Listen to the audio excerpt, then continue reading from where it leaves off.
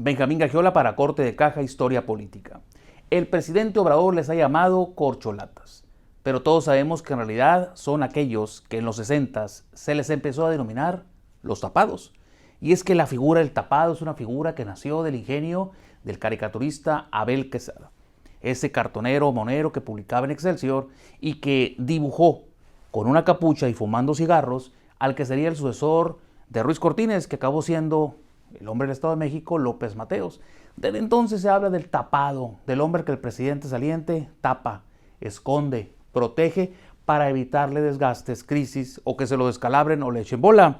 Pero la historia de las corcholatas, como Raúl les denomina hoy, es la historia de los tapados. Y si nos remontamos a aquellos tapados en el siglo XX, bien podríamos iniciar con el gobierno de Álvaro Obregón. ¿Quién fue el tapado en el gobierno de Álvaro Obregón? Su secretario de Gobernación, Plutarco Elías Calles. ¿Quién fue una corcholata que no fue el candidato con Álvaro Obregón? Francisco Serrano, el asesinado en Huitzilac, el de la novela La sombra del caudillo. ¿Quién fue ya con Elías Calles presidente el tapado? Un desconocido embajador, Pascual Ortiz Rubio, que vino a destrozar las aspiraciones del obregonista Aaron Sainz, la corcholata frustrada. En ese maximato que va de Elías Calles a Lázaro Cárdenas, nadie le disputó el poder al hombre de Guaymas. Pero ya con Lázaro Cárdenas, en la silla presidencial o en la silla del águila, como se acostumbra a decir según Carlos Fuentes, el tapado pudo haber sido Francisco Mújica, el michoacano. No, acabó siendo el presidente Manuel Ávila Camacho. Con Ávila Camacho se presentó un dilema de orden familiar.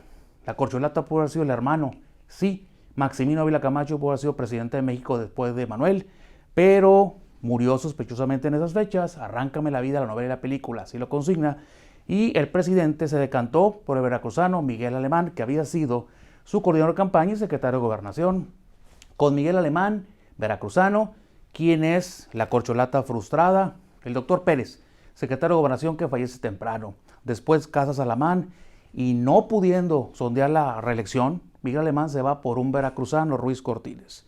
Con Ruiz Cortines decimos, aparece la figura del tapado, y la beneficencia, lo benéfico acaba siendo López Mateos.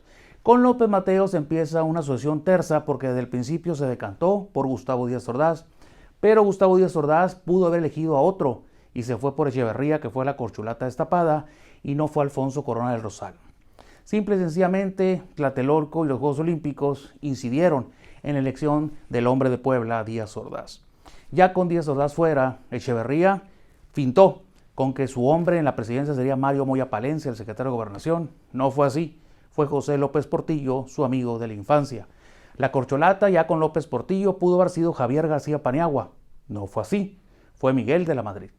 Con Miguel de la Madrid todos sabemos que el candidato acabó siendo Carlos Salinas Gortari. ¿Quién fue la corcholata no beneficiada o no destapada? Alfredo del Mazo, su gran amigo. Y con Salinas Gortari también lo sabemos, el candidato fue Colosio. ¿Quién fue la corcholata no afortunada? ¿Quién fue la corcholata que no fue presidente? Manuel Camacho. Ya en el poder, con Fox, su principal propuesta, Santiago Krill, fue derrotar una interna por Felipe Calderón. Y con Felipe Calderón, su primera propuesta, Juan Camilo Murillo, fallece en un accidente de avión.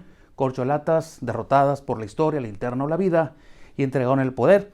Y de ahí podemos seguir hablando hasta la actualidad. Las corcholatas de Obrador son una apuesta. Veremos quién es la corcholata afortunada y veremos quién es la corcholata que no llega.